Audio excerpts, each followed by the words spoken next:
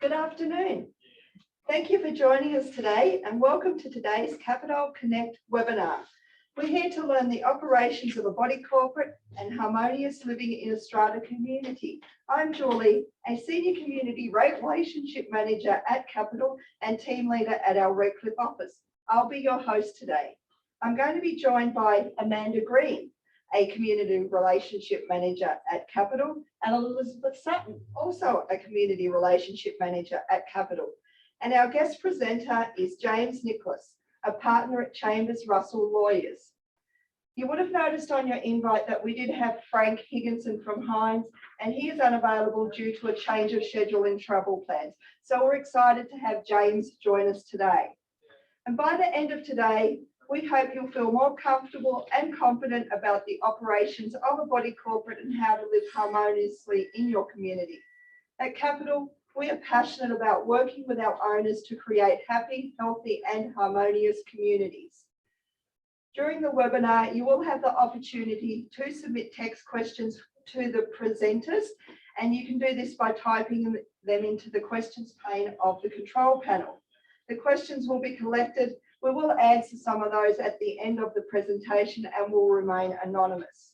We would like to just disclose at this point, when we went through the registration process, we did receive a lot of questions and we really thank you for giving them to us. Those that are building specific, we'll get back to those owners in due course. And if you do have anything urgent, please contact our office, your community relationship manager, or email us through team@Capital. And we'll get on to those to assist you because we know they'll be urgent. We'll also be looking through our socials and through Facebook and different media and looking at frequently asked questions and respond through those. In regards to insurance, we do know that we had quite a few come through that were really specific and a lot related to recent events. We can only give you general insurance advice, and really that wasn't part of our presentation today. So we are looking at that and ways to get some answers to you and what we may be able to do around that in the coming weeks. So we look forward to bringing our webinar to you today. And our first presenter will be Amanda. Amanda completed her Certificate 4 in Strata Community Management this year. She is a CRM at Capital, has experience in all areas of body corporate management, and we'll discuss the difference between a body corporate manager and a committee. Over to you, Amanda. Thanks, and welcome. Julie. So, body corporate versus body corporate manager. What is a body corporate? So a body corporate is a legal entity which is created when land is subdivided and registered under the Land Titles Act 1994 to establish a community titles scheme.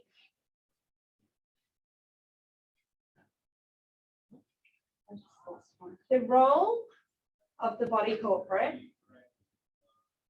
in Queensland is to administer common property and body corporate assets for the benefit of all owners and to undertake functions required under body corporate legislation.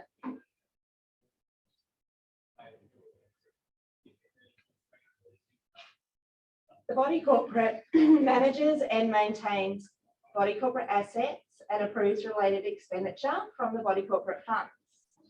They set the budgets, the amounts to be paid by the owners to make sure the body corporate has sufficient funds to meet their expenditure, maintains, manages and controls common property for the benefit of all lot owners, makes decisions, committee or general meeting, enforces the bylaws, which are the rules that apply to all owners and occupiers, to help regulate the use of the common property and all lots at the scheme.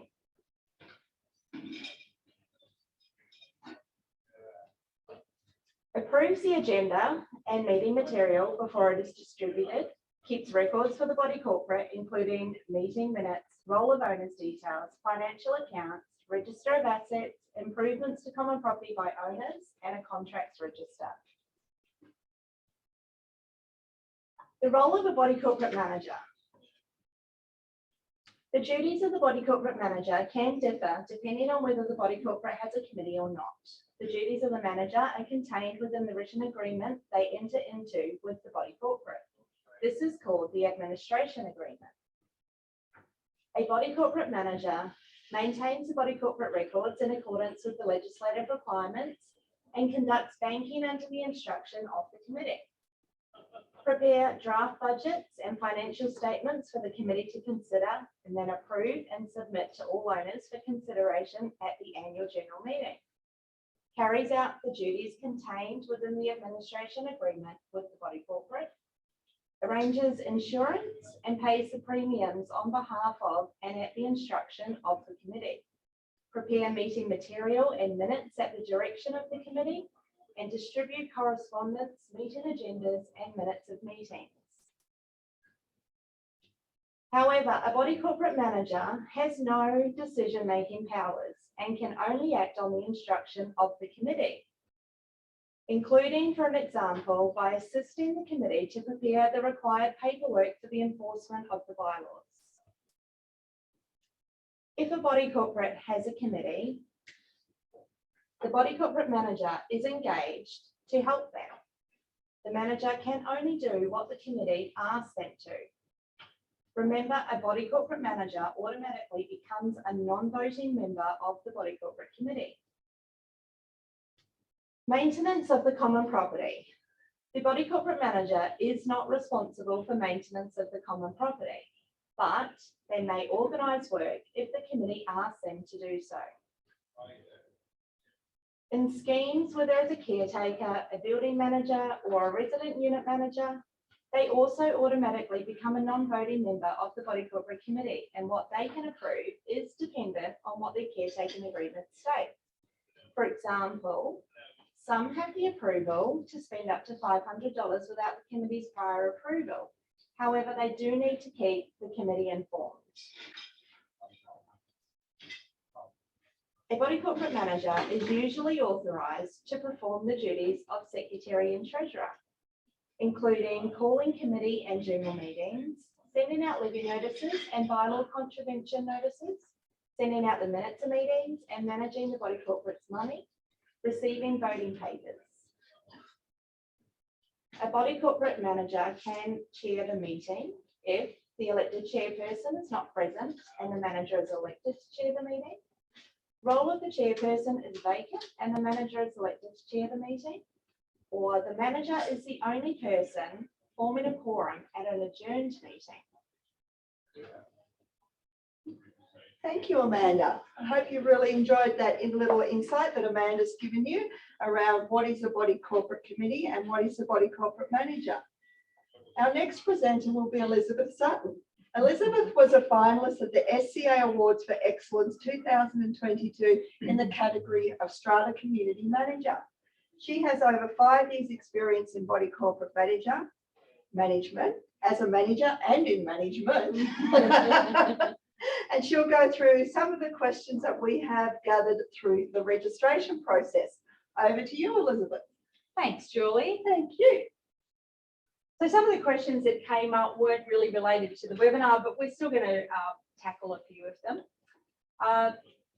So in the regards to, the first question is, what is the role of the body corporate manager in supporting a harmonious body corporate committee? So one of the first things we do is we make sure that that committee is acting within the code of conduct for the committee. So they're acting in the best interest for the body corporate. They're doing it honestly, fairly, and confidentiality as well. They maintain the body corporate common property as best to their ability, and we make sure there's not a conflict of interest.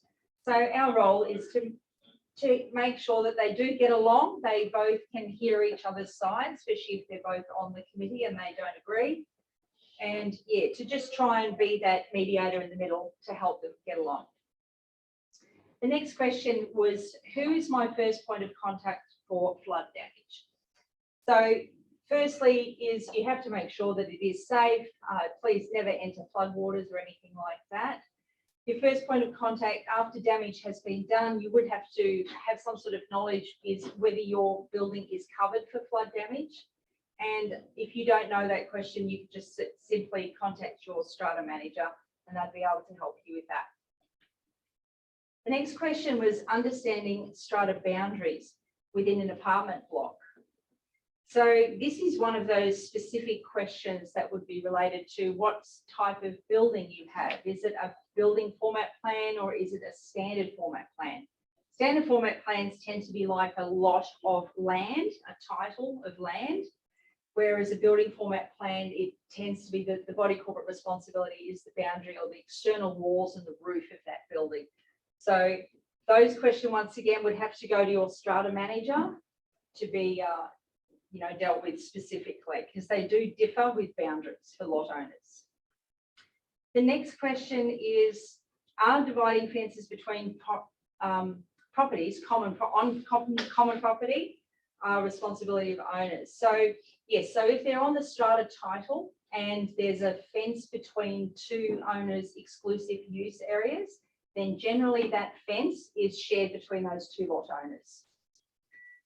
If the boundary fence to an exclusive use area and common property, the body corporate can certainly share in the cost, but under the Act, I believe it does say it's 100% of owner to maintain that fence because it is fencing off their exclusive use area. All fences around the strata title are body corporate. The next question was, does body corporate building insurance cover flooring related to recent flooding? So once again, that's a question whether you've got flood cover. Flooring, generally no, carpet is not covered, but some may have floating floors that are covered in their insurance. So once again, that's a building specific question. You'd have to contact, either know your certificate of currency on your building or ask your strata manager. Next question is, there's two types of notifications from committees to owners. So yeah, generally when a committee is going to have a meeting, they'll send an agenda out to all owners so that all owners can see what they're going to vote on. And whether you get that by mail or email is up to yourself to make your strata manager aware of how you'd like you to be contacted through correspondence, whether it be mail or email. Then generally that committee meeting will be held as per the date and the information that you have, and they'll vote on that. And then you'll get those minutes generally about 7 to 14 days after the meeting. And if you do not like the decision, then you can appeal the decision or contact the strata manager to say you want to discuss this further with your committee. Yeah. So that was all the questions that we had at the time. But yeah, I think it's over to Julie again. Thank you. Thank you, Elizabeth. And we'll look at those questions like we said earlier. And then we know there was quite a lot, and we'll come back to you with some answers, and we'll be posting them through our FAQs as well. And so now I'd like to introduce James Nickless. We're privileged to have James today. He's a partner at Chambers Russell Lawyers. James manages the firm's Queensland practice, is an expert in strata title law and litigation with extensive experience in general commercial litigation, building and construction disputes, debt recovery and insolvency. James served on the legislation committee of Strata Community Association Queensland from 2013 to 2019 and was elected to the board of directors of SCA in 2016. James is passionate about advancing the strata industry and is regularly engaged in advocating on behalf of the strata industry to government, the media and key stakeholders, as well as presenting seminars on various aspects of strata law and professional development to clients.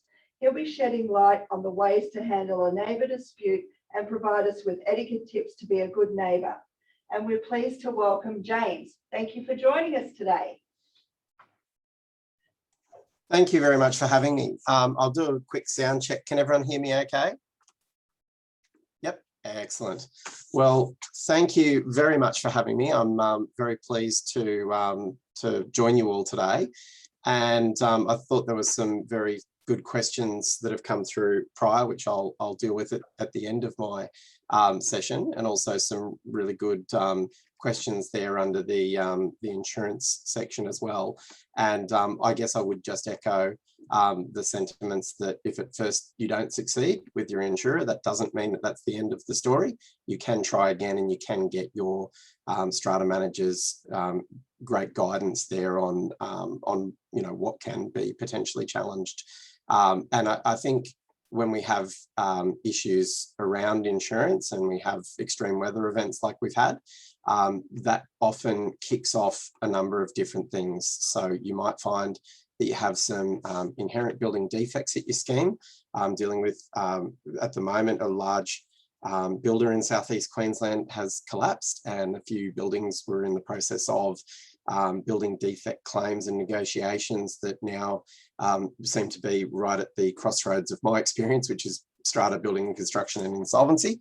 And so what you tend to find is that everything's going great in your building until you have an event like this, and then it feels like everything's falling apart. And saying that audio is really bad now, I don't know if that's on my end, if anyone can sort of let me know as we go along, and I'll try and deal with that as we can. Hope it's not my headphones.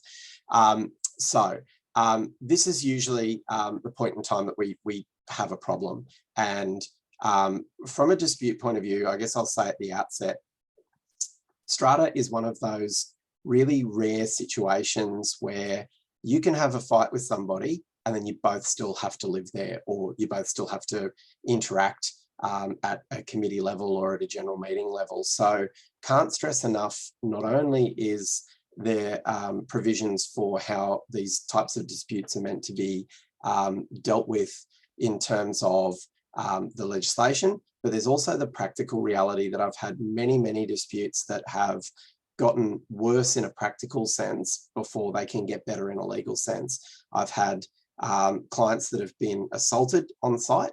I've had clients that have suffered heart attacks. This is not dramatized. This is stuff that's actually happened. And so it's so important to think about, well, okay, I may have a legitimate grievance here, but is there a way in which I can try to solve this without going down the formal processes straight away? And I certainly don't recommend anyone sort of taking the law into their own hands, so to speak. So what we'll talk about is self-resolution as a concept, as well as a sort of legislative requirement, but also talk about what the dispute resolution procedures look like and what some of the sort of alternatives that you may have. And then I'll go through some of the examples of the questions that we had sent through. So there's a couple of things to pay attention to here. So one is self-resolution and one is internal resolution. And self-resolution is the have you as a potential disputant, have you undertaken the necessary things that you need to try and resolve this yourself? Have you approached your neighbour or the committee, whoever it may be, and tried to work this out between the parties? And that'll be a requirement for making any Commissioner's Office application. Internal resolution refers to if the outcome that you're seeking requires that there be a resolution of the body corporate, that you actually try to get that resolution before you go off to the Commissioner's Office. So if something requires a resolution without dissent or a special resolution, you actually put the motion up and try to get that resolution. You don't just go straight off to the Commissioner's Office, and those can be reasons for a dispute not being handled by the Commissioner's Office. But what I would also say is that there is the very real practical reality here, which is if you undertake those steps and if you do those seriously, then there is half a chance that you can actually resolve this dispute and save yourself not only the costs, but also the aggravation of, going down that dispute resolution path, only to find out that at the end of it, you might get a Pyrrhic victory, or you might get an actual victory, but all you've done is sowed the seeds for later discontent and for further dispute down the track when that neighbour wants to, get you back, so to speak. And I've got disputes at the moment that have been running for several years, and the parties have spent more than the value of the things that they're fighting over, because they get ingrained into a position and it just becomes about ego and being right. And the other lot owners I feel very, very sorry for, because they're just incurring costs through the body corporate that, you know, hopefully could have been avoided if people had approached this differently. So cannot stress enough the importance of self-resolution and internal resolution. I would say seek first to understand. So that comes down to, you know, making sure that you know how things apply in your particular scheme, and then seek to be understood. So it's a bit of a borrowing from Stephen Covey's 7 Habits of Highly Effective People, but it rings true today. If you can fully understand the situation, then you can try and make yourself understood by the other parties and exhaust all avenues of dealing with this, so that you don't end up in dispute resolution. If you do, there's a few things to take into consideration. One is that the Commissioner's Office, so the Office of the Commissioner for Body Corporate and Community Management, they have a adjudication function, among other functions, and there's a process that provides for how those types of disputes are going to be dealt with. They have a exclusive jurisdiction over disputes other than complex disputes or ones that involve contractual arrangements. So there will be a process whereby essentially you have conciliation, which is a type of alternative dispute resolution.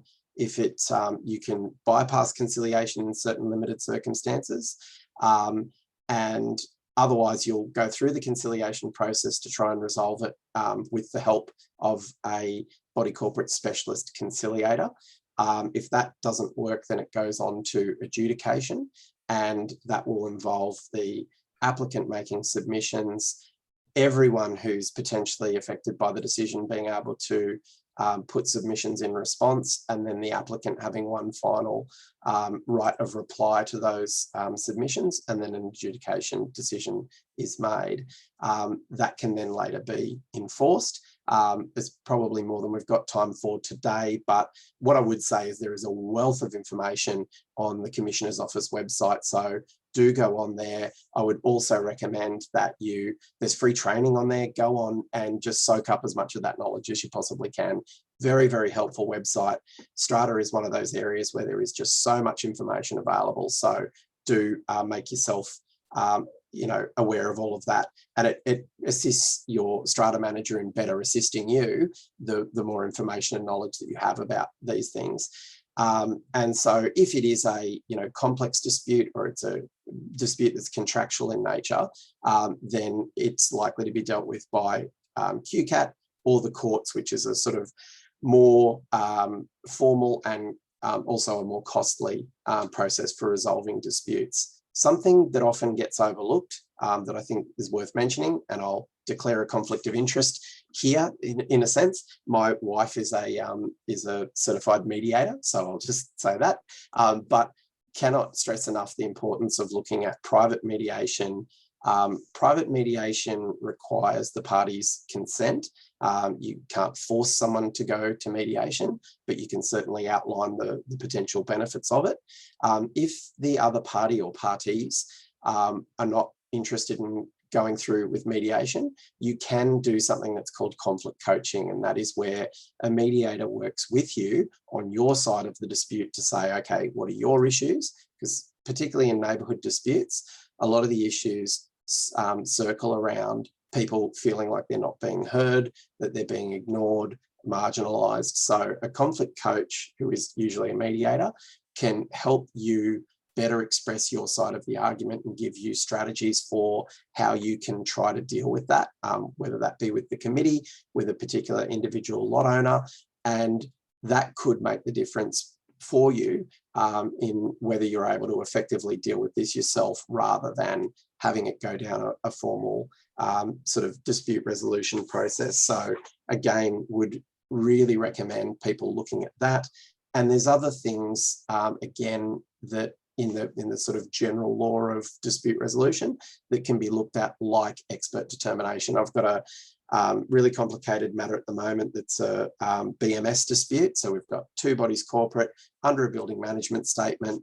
The building management statement isn't clear on a couple of things in relation to how the expenses are to be divided up.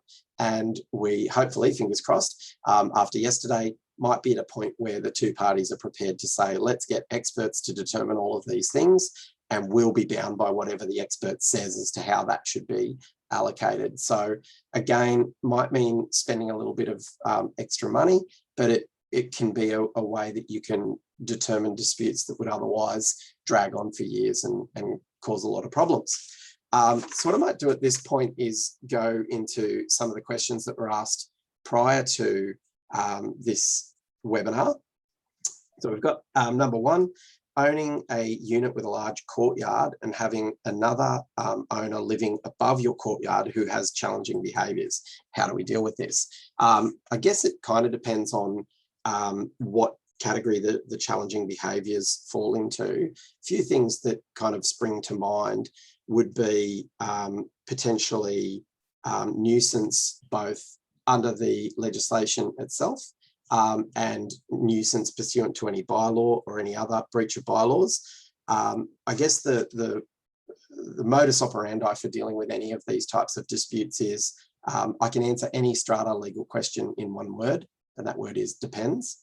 So depending on what your community management statement and the bylaws within it say, and depending on what your particular format of your plan is, that can have an effect on the party's rights. So I would seek first to understand, get a copy of your building's plans, get a copy of the bylaws, and then look at the legislation and try to categorise that behaviour in one of a number of ways. So are they throwing things into your courtyard? That could be depositing of rubbish. If it's a common property, exclusive use courtyard, it's still common property underlying. So there could be nuisance issues. There could be, other things that are dealt with in your bylaws. Beyond that, if it's something like, light being shone into there or noise emanating from the lot, then there's potentially things outside of the strata dispute resolution process, like the Environmental Protection Agency that deals with light pollution and noise pollution. So you might look at those types of things. How do you deal with an abusive and difficult owner? Very carefully. Unfortunately, abusive and difficult people are everywhere, and they're everywhere in strata.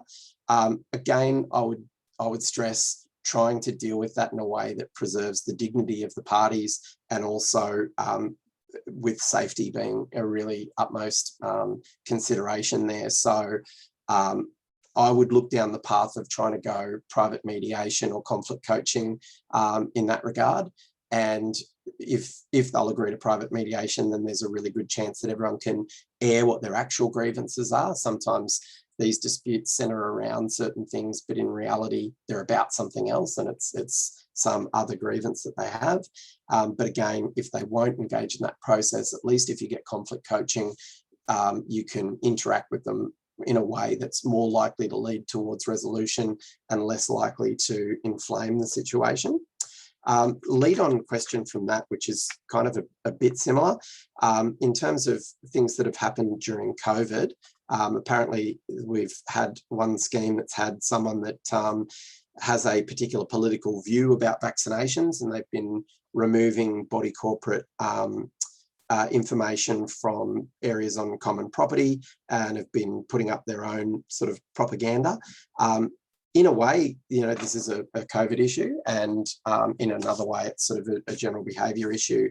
One thing that became apparent during COVID is that people's bylaws perhaps weren't as comprehensive as they could be in relation to giving the committee certain powers to deal with infectious diseases and pandemics. So I would say also review your bylaws and see what they say. Most of them will have an infectious diseases bylaw in there. If not, get one. And if you do, make sure it's been updated, because obviously there were directives that were given, and public health directives had to be complied with, and bodies corporate were not immune from having to, pardon the pun, from having to comply with those.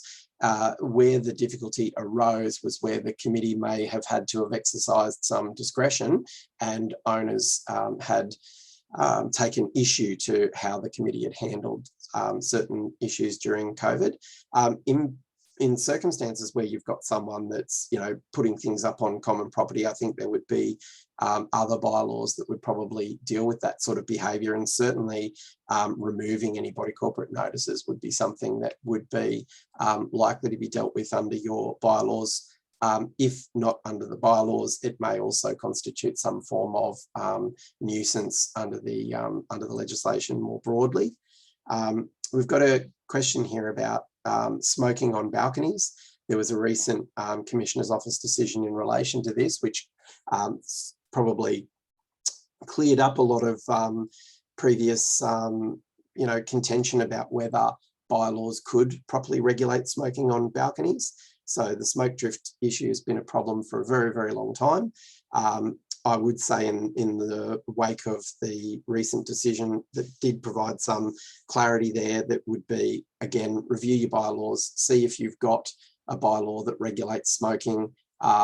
If not, think about getting one and updating the bylaws and using that recent decision as a bit of a guide as to how we can deal with smoking in a way that regulates but doesn't prohibit, because obviously the bylaw's got to be valid in order to be able to be enforced. And I'll jump now to the last one, which is, what is the legal liability of a committee member and what can they be exposed to, issues around code of conduct and the like. Obviously, the code of conduct is very important, and the code of conduct talks about, there's civil penalty provisions there, and it also talks about a process for how committee members may be removed for breaches of the code of conduct. What I would also say is that committee members can just be removed for no reason by virtue of a ordinary resolution passed at a general meeting. So the code of conduct route is not always taken, and I generally don't advise that you take it. The bigger issue for me is that most committee members think that they are immune from civil proceedings, which they are not. They have a limited exclusion of liability, and that does not extend to circumstances where they have acted either negligently or in bad faith. So aside from complying with the code of conduct, also really important that committee members act in a way that is not negligent and is not in bad faith. So they have a duty to exercise reasonable care, which is the sort of standard of the duty for negligence. And I would also say, if you are a committee member, make sure that you have office bearers insurance in place, because if you are sued, then provided you've got office bearers policy in place, it's likely that that policy will respond to that claim. There are exclusions to that. Most policies exclude defamation, for instance. So something that I would call out as being a really key thing for committee members to be aware of is defamation. So it's becoming more and more prevalent in strata. It is generally an exclusion under most, if not all, office bearers policies. So take your strata manager's advice when they say don't editorialize around the minutes of meetings, don't add things in there because you want to name and shame people. The minutes simply say this is the issue, this is what was voted upon, and this is what the outcome is. Don't add in your own personal comment there. And obviously in the era of virtual meetings and meetings being recorded, including this one, be careful about what it is that you say when at general meetings and there's discussion around certain agenda items. So just calling that out as a big issue. I know I've gone at that at full pace, but I wanted to try and get through as much of it as I possibly could and leave hopefully some time for questions later on if possible. So I might sign off for now, subject to any further questions, and I'll hand back over to Julie. Thanks, James. I'm sure you all would have really enjoyed that insight and that information James was able to give us today. And I do notice we've got a few questions in the chat box, which we'll come back to in a moment. So thank you to my presenters. We just wanted to give you a brief update on a couple of things, maybe not specific to body corporate legislation and what we're doing at Capital. The ladies here will tell you for the last year we've been using Stratavote for our general meetings, and we've really enjoyed that. We've seen that we've had a lot more interaction and participation from our owners, and that's the electronic platform.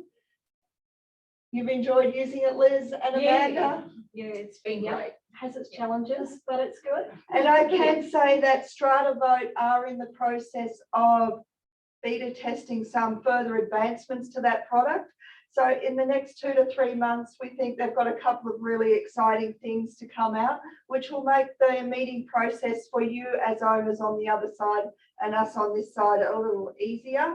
So they're just ironing out the few last things with that, and they're going to be introducing that in the next 2 to 3 months. And then they're going to do some consolidation through the course of this year and look at how they can advance and improve that product to make it better, not only for us sitting here, but for you as owners to be able to participate in your meetings, because we have all realised that you really do want to participate, and remotely has been so much easier for a lot of you. So that's what we're working on, we've been using, and we're super excited to have as a product and looking forward to that. The other thing we did just want to touch on today was the smoke alarm legislation. There was new legislation that came in as of 1 January 2022. So existing dwellings where they're owned and occupied, you do have to 1 January 2027 to comply with that new legislation. Anything that's leased had to comply as of 1 January this year. And we have seen a lot of our property managers of bodies corporate that we manage have been sending through to us saying, yes, we've done it, and giving us information how they've got all their units and townhouses, apartments updated. So that's great.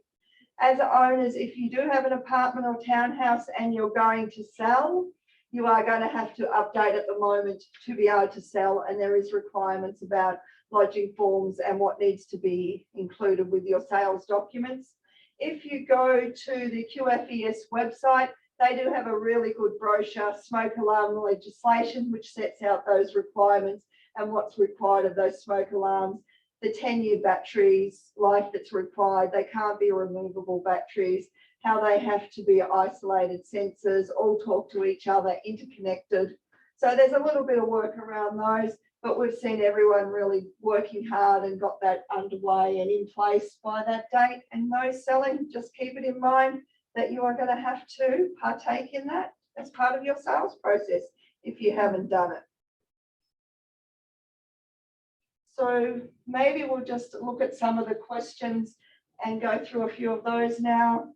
And whilst we just look at the questions, I just might like to say that we are excited that we will be giving away a $100 Visa prepaid card. Maybe you can say those words, Liz, because I can't today. It's a $100 gift card.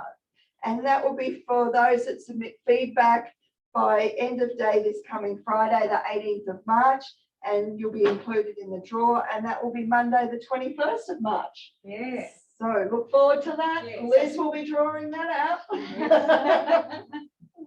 So James, if I may put a question to you, we've got one here. If your strata scheme was set up earlier than 1994, was it automatically updated under the 1994 legislation? Okay, so the 1994 legislation that was referenced before was the Land Titles Act, and there's probably a couple of things to consider. So there's the 1997 Body Corporate and Community Management Act, and there's the 1980 Building Units and Group Titles Act, and then there's a whole host of sort of other legislation as well. We've got situation where there are a number of different acts that apply to bodies corporate in Queensland. There is some specific legislation around places like Sanctuary Cove and Hope Island and Royal Pines, South Bank as well. And then there's in the Integrated Resorts Development Act. For the most part, a lot of schemes that were created under the 1980 Building Units and Group Titles Act automatically rolled over to the Body Corporate and Community Management Act in 1997. Some of those that didn't adopt a new community management statement will have been given a general generic community management statement. And sometimes there's issues in relation to that with things having not been carried over from BUGTA, as we call it, the Building Units and Group Titles Act, to the Body Corporate and Community Management Act. So for all of those pre-1997 schemes, I would say check your bylaws, also check anything that was allocated under exclusive use previously, make sure that that carried through properly. If you're in one of the like Mixed Use Development Act, Integrated Resorts Development Act, Hope Island, Sanctuary Cove, you will be governed under your own specific legislation and also BUGTA in so far as it relates to dispute resolution. So when I say that, you know, I can answer any question with depends, that really starts at the very top of what legislation even governs you, then what bylaws do you have, what does your community management statement say, all of those sorts of things. But I guess in a general sense, for most schemes, if they were created before 1997, they will have rolled over and will be governed under the 1997 Act.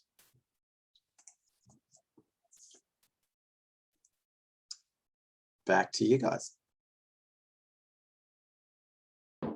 Thanks, James. A quick question for Amanda. If a secretary sells, do you have to hold an extraordinary general meeting? So basically, the committee can fill that vacancy if the secretary resigns due to selling their lot. So the committee generally has 30 days to fill that vacancy. Providing the committee still has a quorum with that position being vacant, then they can fill it that way. Thanks, Amanda. Interesting one here. Does the individual committee member pay for their own office bearers insurance, or is that something the body corporate manager looks after? Liz? So we'd have body office bearers liability insurance would be part of your body corporate policy. We always say to our committees that you should have it and to take it out. So that will show on your policy. So we do suggest to our committees to review that and ensure you have it, but it is the body corporate that would take it out. James, this is a tricky one that I'm not sure I've seen. In an apartment complex with vented aircon, is mold spots on ceilings in the units a body corporate issue, i.e. due to the vented aircon, or individual unit owner issue? Could it be can be due to weather and storms? So I'm not sure if we're talking about maybe a potential leak through the aircon or just through mold spores or mold spots from the aircon that maybe an apartment's not correctly vented. Yeah, these are the types of things that become potentially really complicated. Ultimately, it's going to come down to expert evidence as to what is the cause of the mold and what is the cause of any sort of water penetration. Unfortunately, the way water seems to travel through buildings generally, and certainly through apartment buildings, sometimes it can be a real issue even working out where the water is coming from. So this is again one of those things that I would say try to get a collaborative environment working. The body corporate could potentially have some liability. It could potentially just be the lot owner's problem. If you're in a building format plan of subdivision, it is highly likely that if the water's getting into the unit, it's coming from somewhere that will traverse some aspect of common property or deal with some waterproofing membrane. So I would say engage the body corporate early, recommend getting experts involved as soon as possible so that, you know, both parties don't have to go and duplicate a bunch of expense by the owner going off and getting a whole bunch of reports that otherwise the body corporate could have. But raise it early and try and identify the problem through experts first and then negotiate who needs to pay.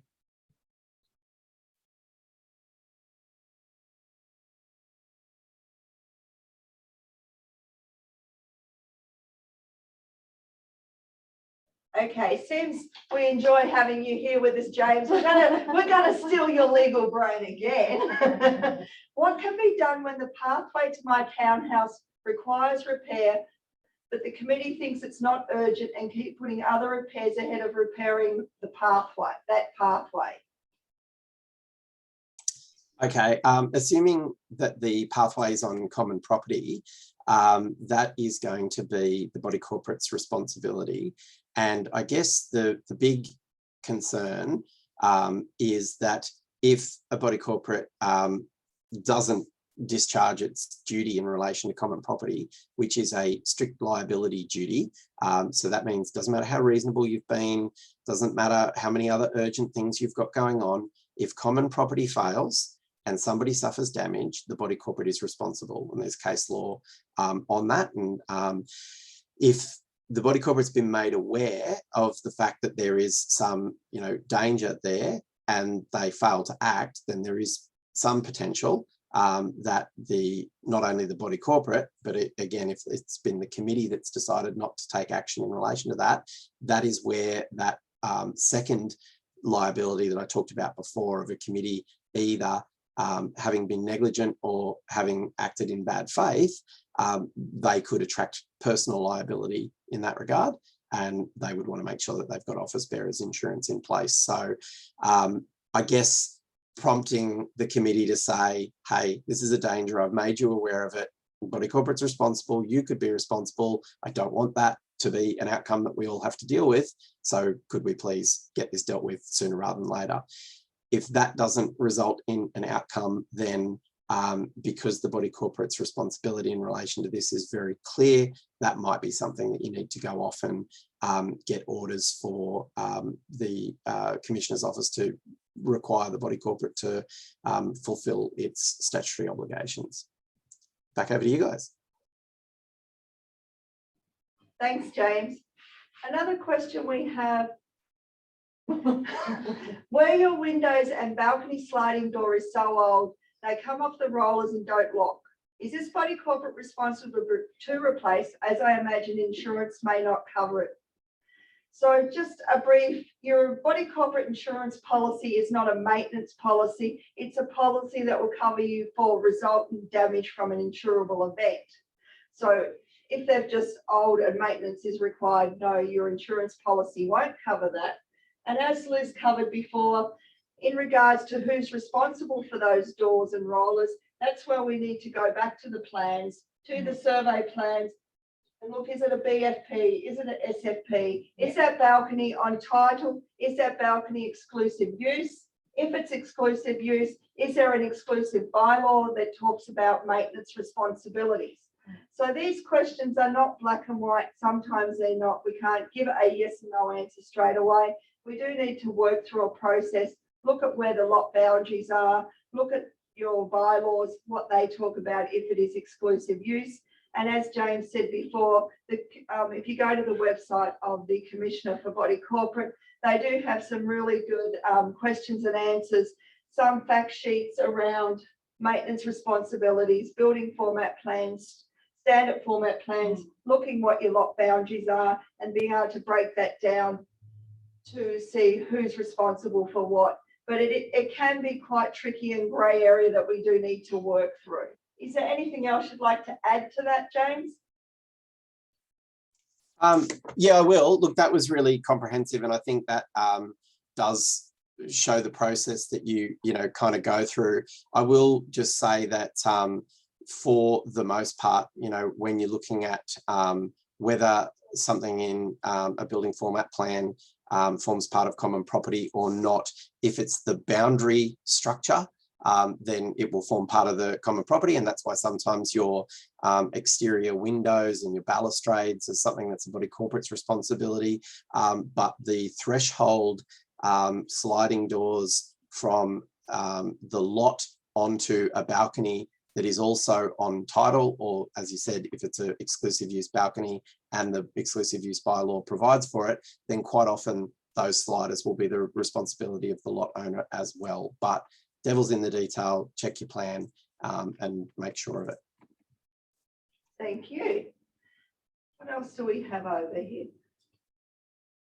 Someone has made it, the windows and doors are all boundaries, so that's related to the question. So obviously they are on the boundary. Another question we have, if a unit owner steam cleaned the garage and the bottom of the fire door sucked up some water and was difficult to open, is the person who caused the damage responsible? Then further down, they did not let the body corporate know they were going to do the cleaning.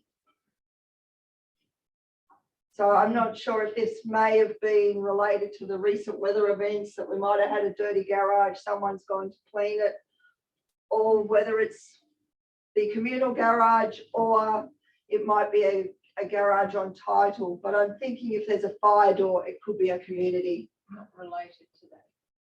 Yeah. Okay. So I'm just cleaning. They're just cleaning the garage. Yes. So James, they've just cleaned the garage, done some steam cleaning. There's a fire door which has got wet and now the fire door won't close. Who's going to be responsible? Yeah, so I think this ties into a bigger question, which is that lot owners should always be really, really careful about doing any works that could affect common property.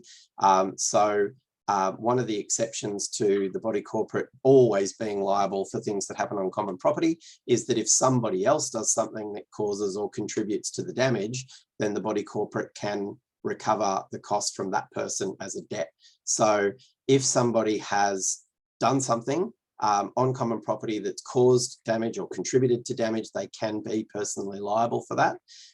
Again, it becomes one of those things of making sure you've got, evidence of that. But it would seem that if somebody, and I've had issues where people have replaced windows that are in fact common property windows, and that's created a whole bunch of problems. So yeah, if somebody's done something on common property, quite often you'll get people that do works that pierce a waterproof membrane. And even if that's on a balcony, and we probably know from all the case law, even if that balcony is part of the lot, the waterproof membrane will be in a BFP, will be the responsibility of the body corporate. However, if the lot owner does something or somebody else does something that actually causes the damage and you can prove that, then you can go back and seek to recover the cost from that person. Thank you. Do we have time for one last question? If there is no reference whatsoever to adding a structure to your property, not in the common property area, in the bylaws, are you required to get body corporate consent? So I think this is another one where we've got to look at, is it a BFP? Is it a building format plan? Is it a standard format plan? Is that area on title? Is there area exclusive use? So building. So I think it's a building format plan, and they're wanting to add a structure in their property. So I'm thinking in their Patio, maybe. So it's a building format plan. They're looking at adding something on title. And it's a building format plan. Okay. It's a pergola, I was close. Yeah. So someone's wanting to build a pergola in their lot boundary. It's a building format plan and it's on their title. What approval will they require, James? I think that's my question to you. Yeah, got it. So yeah, again, like you said, check the specific bylaws to see what the situation is there. Assuming it's all on title and it's not an exclusive use area, then a couple of things might still be relevant. One is making changes that affect the exterior appearance of a lot, which might be regulated by the bylaws.